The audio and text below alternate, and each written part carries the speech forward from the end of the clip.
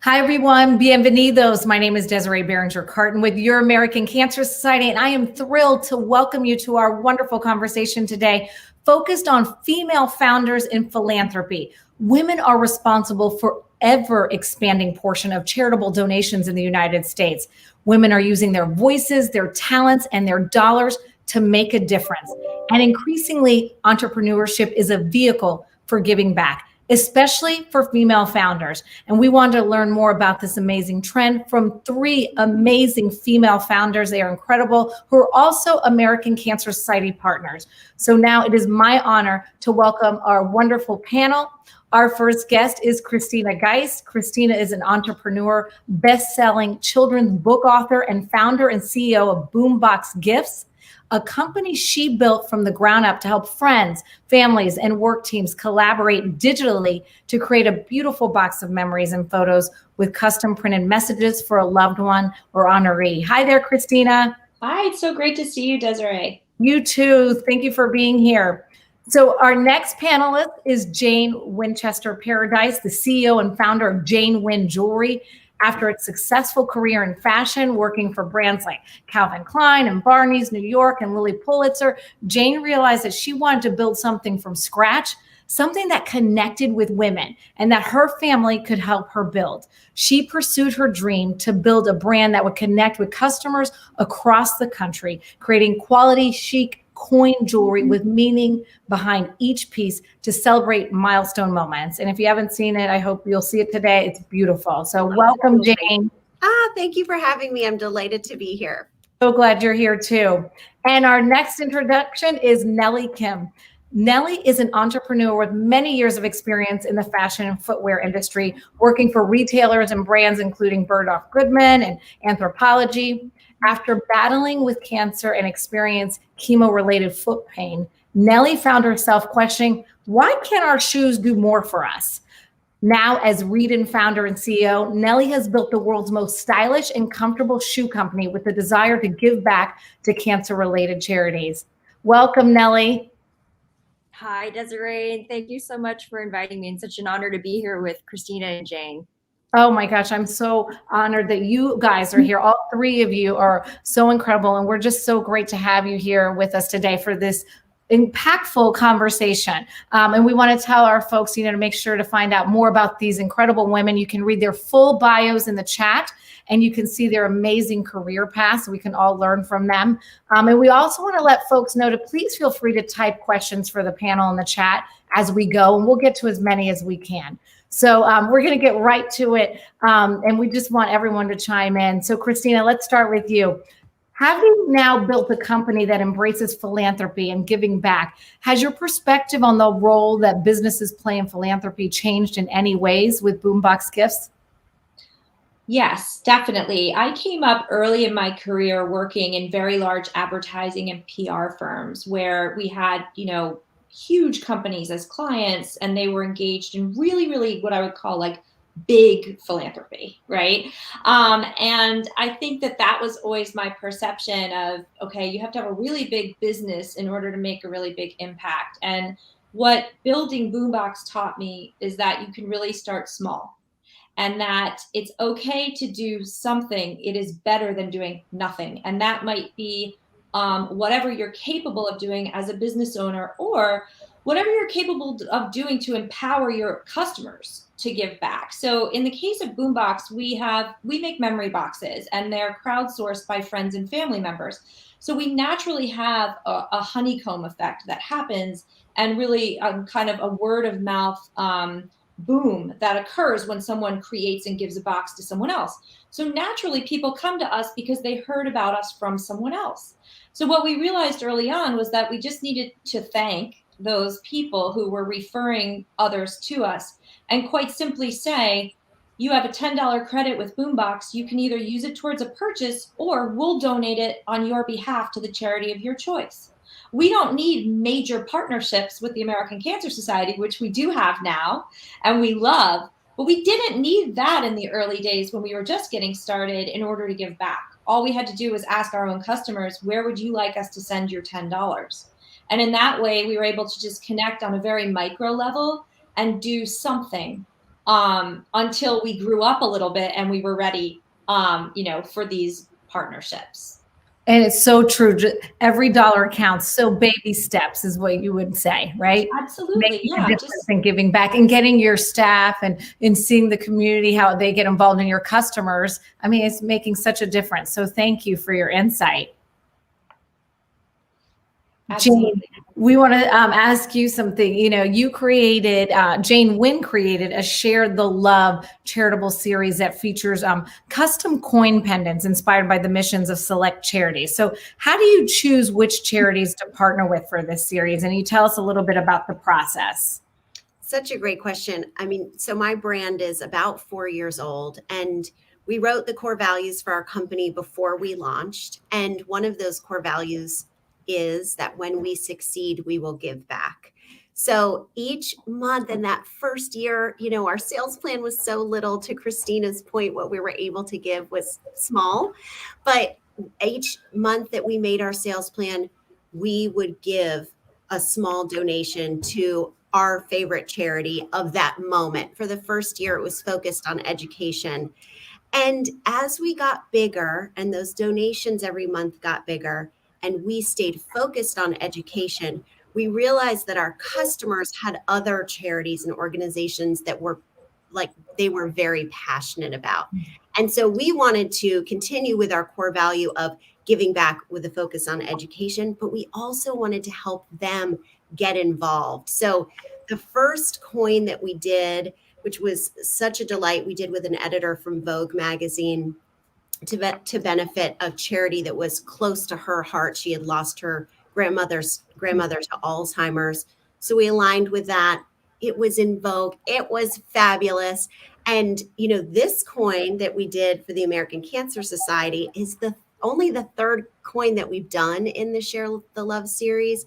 And what we saw is that so many of our customers have been touched by cancer that we really wanted to give them something to hold on to in those moments. And so it all came from our customers, really.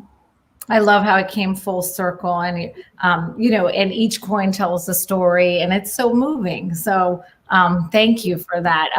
Nelli, your company comes from an inspiring story of overcoming a battle with cancer and turning it into a business with a desire to give back.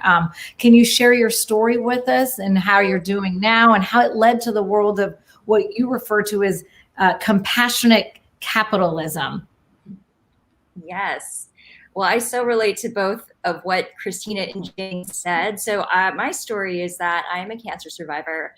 5 years ago, I was diagnosed with stage 3C/4 ovarian cancer and given this really kind of grim survival rate of 30% long-term survival.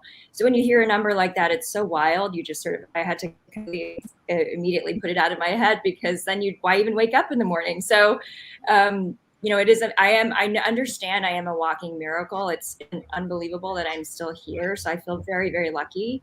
But while I was going through that treatment, I had chemotherapy related neuropathy. And it was something that I didn't expect. I think everyone understands about the nausea and the hair loss and all of those things, but it's actually something that it's like this silent thing that all these people face. And I just saw this unmet need for comfortable and stylish, work appropriate shoes. And from my background, I knew how conventional dress shoes were made. And really most shoes are made with these metrics of like aesthetics and brand and quality, but usually comfort's not really part of that equation. And I just wanted to approach the problem differently. So my goal became optimal foot health, which I believe is different from pain-free. And, pain-free is obviously a really great first step, but what I learned from my own health journey that when you are experiencing pain, you probably waited too long to seek intervention. So I think that's one of the things that really stuck with me. And I started working with an orthopedic surgeon to build the shoes and the concept. So compassionate capitalism is something I feel passionately about. And I see Christina and Jane both embodying those principles in their businesses. And I love it. It's just wonderful to be here. But, I think historically, when I think about social responsibility, it was something that was delegated to large institutions like the government or, maybe way back when the church. And I just feel like businesses were just only focused on maximizing shareholder value.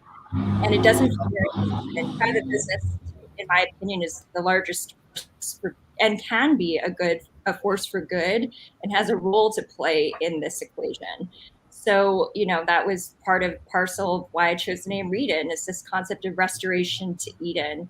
I think to myself, we want to restore people's foot health, but we also want to plant seeds into future generations through our charitable donations. So that's why we made business choices like engineering a business model where 50% of our profits are going to be donated to charity, and being self-funded. Actually launched on Kickstarter earlier this year because we really wanted to stay close to the consumer and produce and align with demand and not try and chase some revenue target just because it looks good on paper.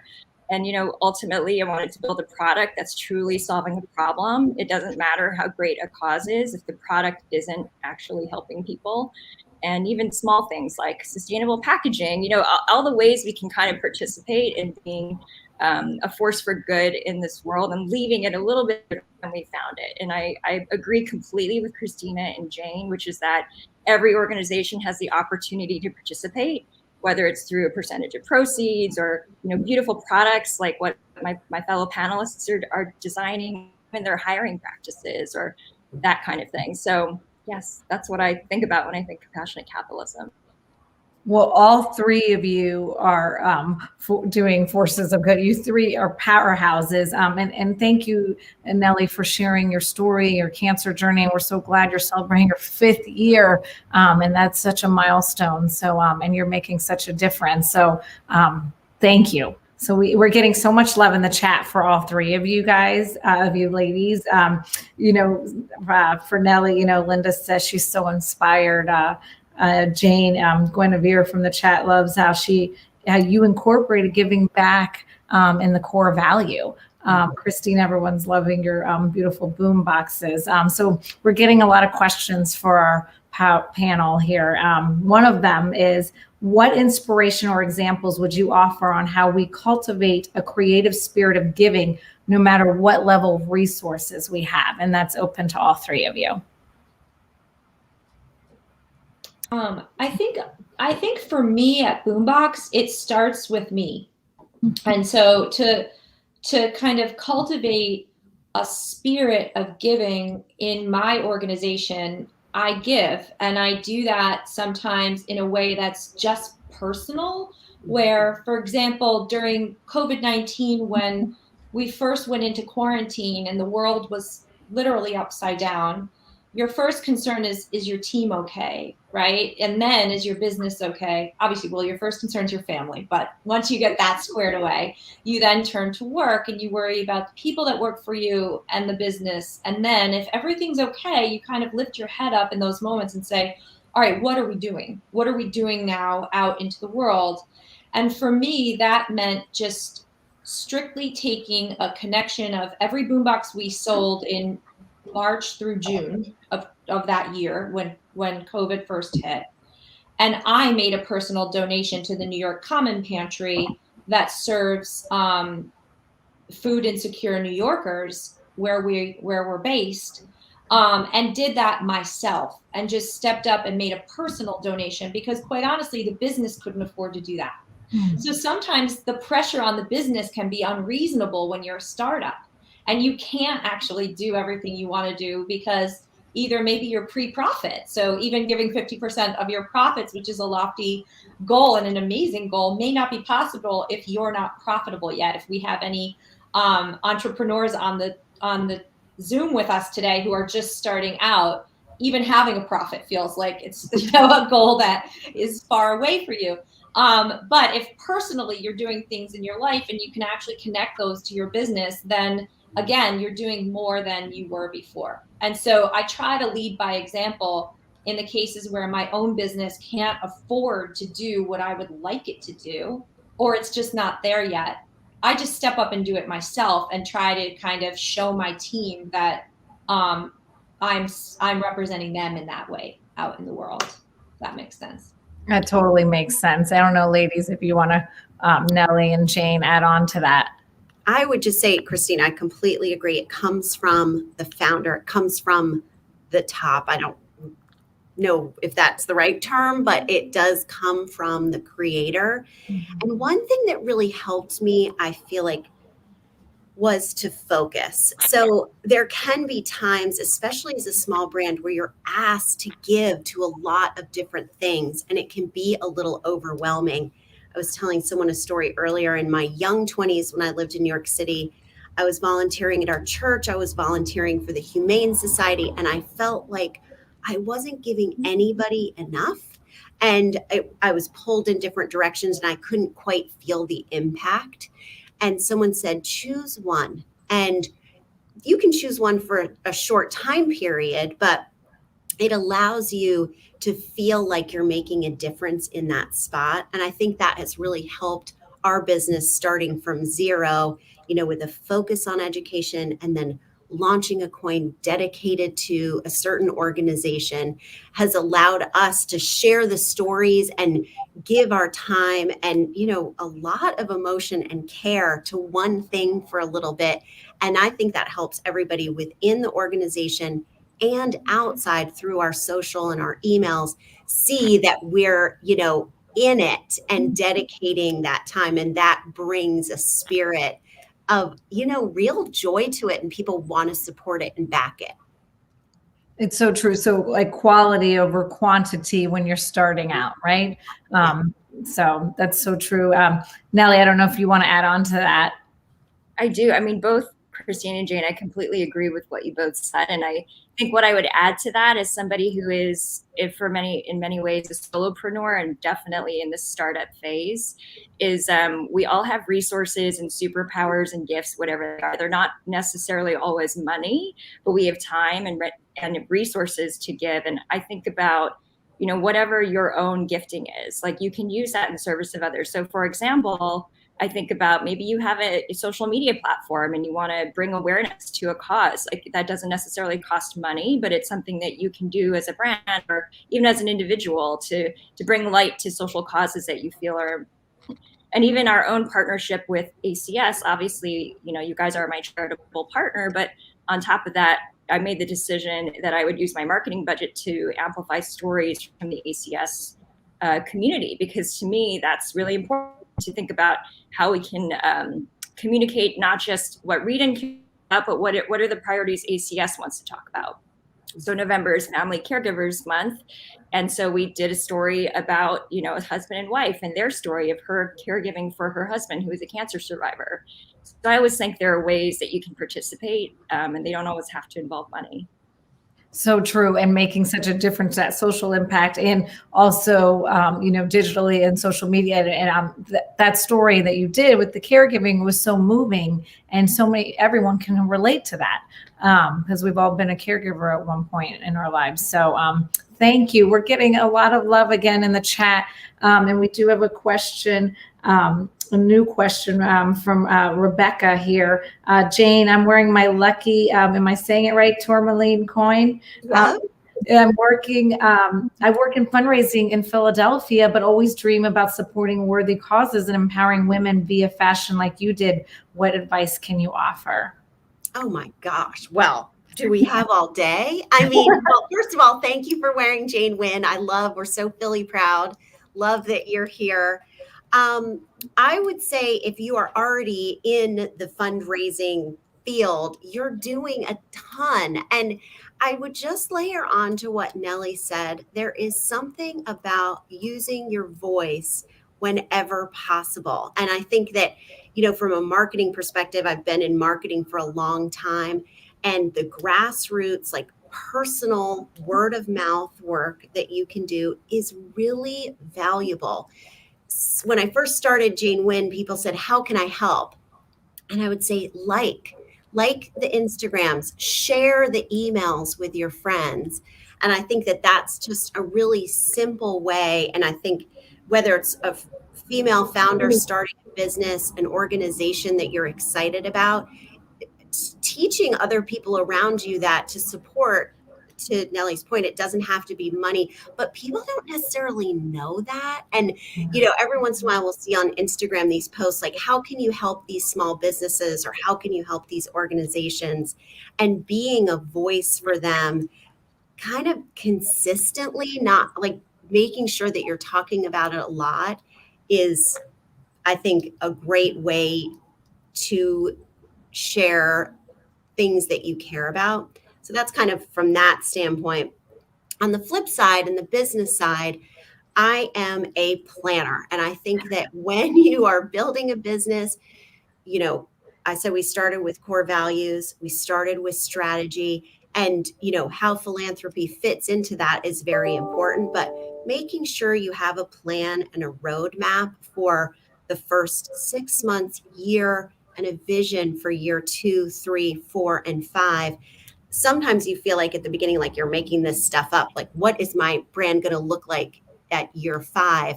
But as a brand who is starting year 5, I can look back and say, hey, I thought it would look like this and it looks a little different, or I achieved these goals. This is what I learned from it. You can't you have to have that roadmap so that you can look back and help plan for the future. So I think my biggest bit of advice is set a vision for what you want it to look like and then go after it every single day, which is exhausting but fun. That's a good piece of advice. I'm sure Christina and Nelli would like to add to that. Christina, what's your one piece of advice? Yeah, I mean, I think that ideas are easy. We all have them all day, every day, right? Execution is really, really hard. And it requires your passion, it requires your commitment, and it requires your kind of unrelenting optimism that this idea deserves a shot. And so I think a lot about, you know, cultivating a young business or cultivating a young idea is really similar to having a child. And you are the advocate for that concept. And so sometimes, and like humans, businesses are not robots. They're organic things that evolve and grow and change over time. And so you have to be open-minded to, as much as, like Jane, I love a plan as well. You do have to sort of let this thing blossom and see where it goes, and then follow its magic a little bit. And so for us, our partnership with the American Cancer Society came about because our customers were giving boom boxes to friends and family members who were undergoing cancer treatment or celebrating the end of their chemo. And so we followed that magic, right? And saw this natural connection. Of course, I would have loved to have been a partner of ACS right out of the gate, but our business wasn't even ready for that yet, right? I had to really focus on the product, and I had to focus on getting this product out into the world in a way that I felt totally confident and that it was perfect and ready. And so your head is down in the beginning. Your head's really down, and that's where it should be. And then when you lift it up and you've built this beautiful thing and it's out there in the world, you get to kind of follow it and then, you know, sprinkle some more pixie dust on it as it goes along its way.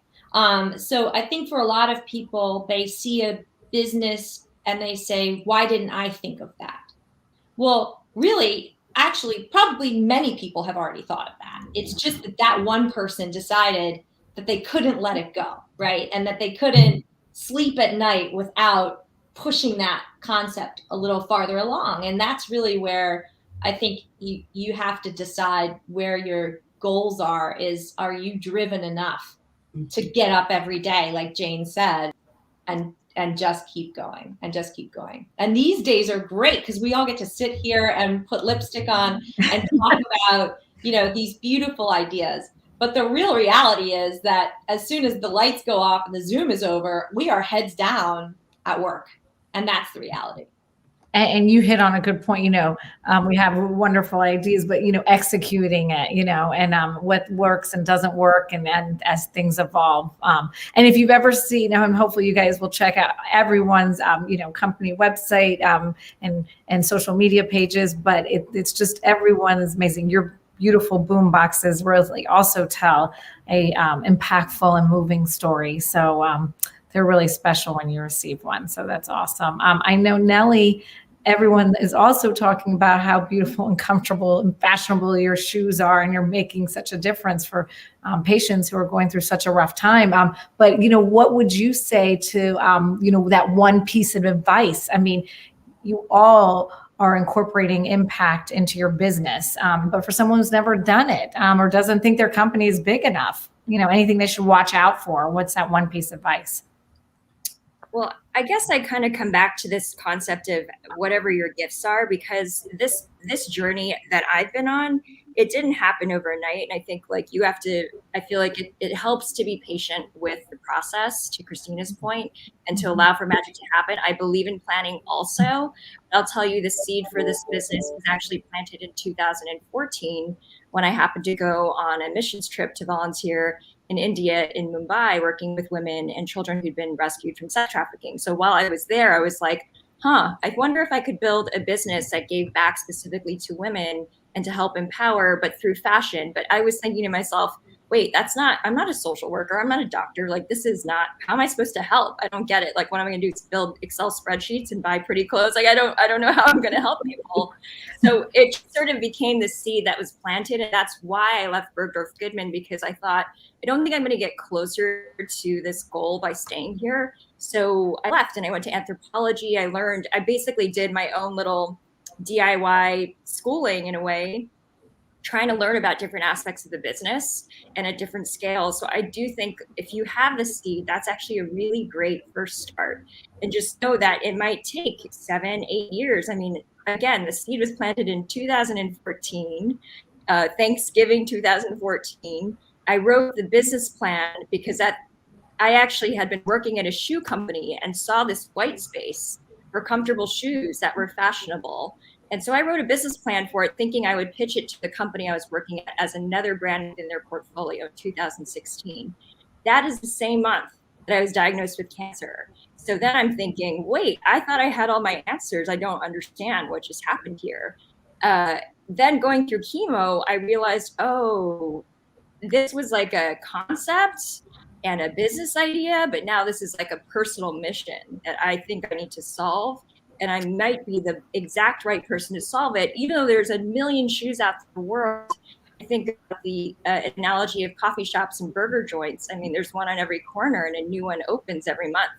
No one's going to have your specific take on whatever the problem or the solution is that you're trying to solve. So I hope that's something to think about. Is be patient and just know every single one of us has gifts and superpowers that we can share. Just have to figure out what they are.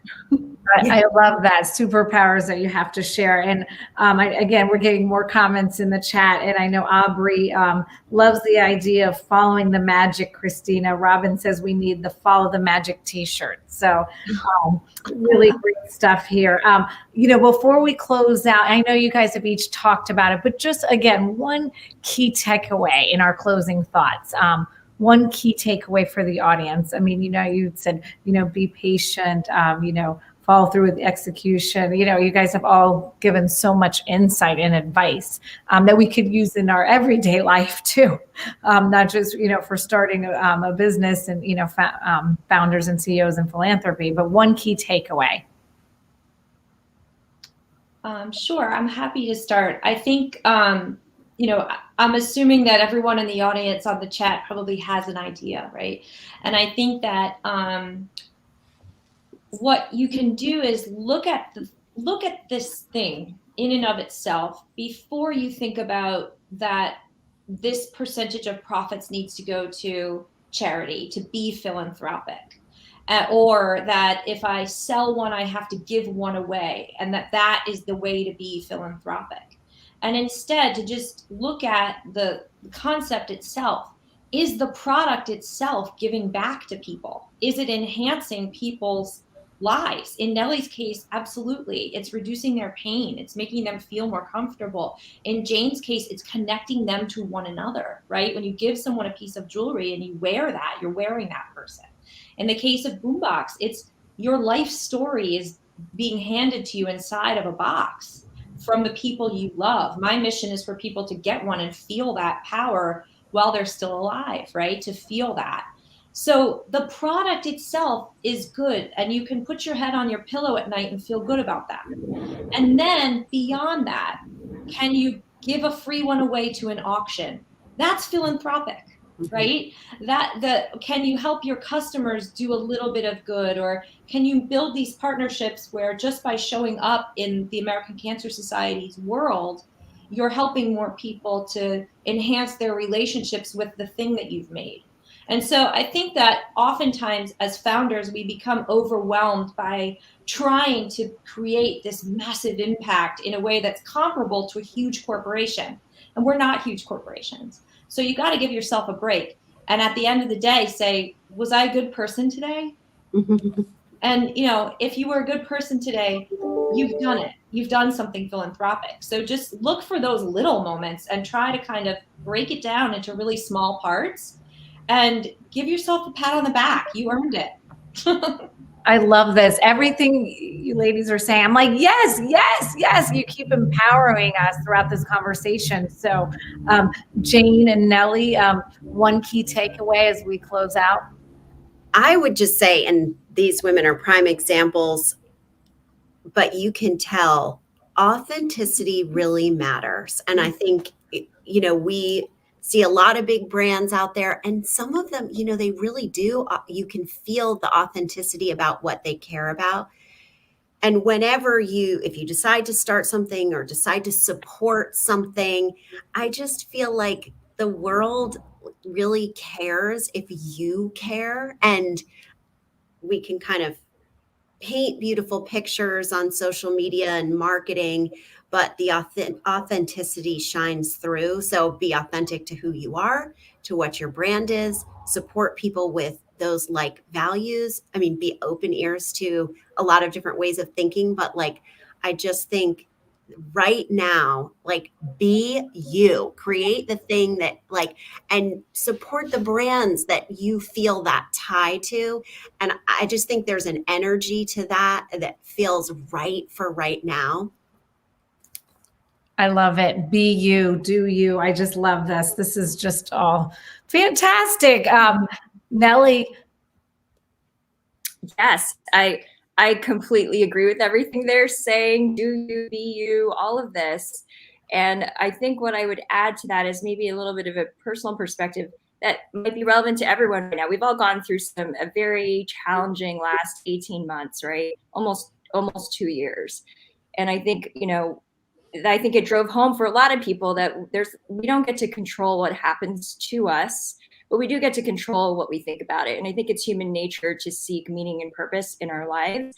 And we can try and approach that by deciding, how we're going to react to our circumstances. That's what we can do about it. So whether or not it's, supporting brands that you love, that you think are doing something that is aligned with your values, seeking authenticity in your choices, that's something you can do even as a consumer. Even if you never are an entrepreneur, you can decide that you're only going to support brands that align with your vision for the world.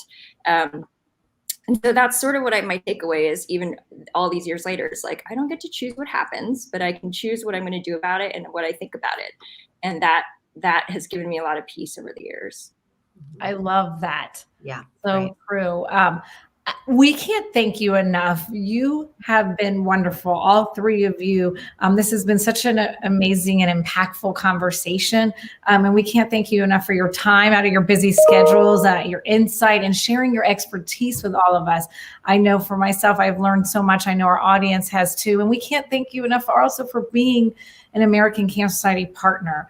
We really do appreciate all that you do to help support our life-saving mission and all that you're doing in this world to help so many others. So thank you.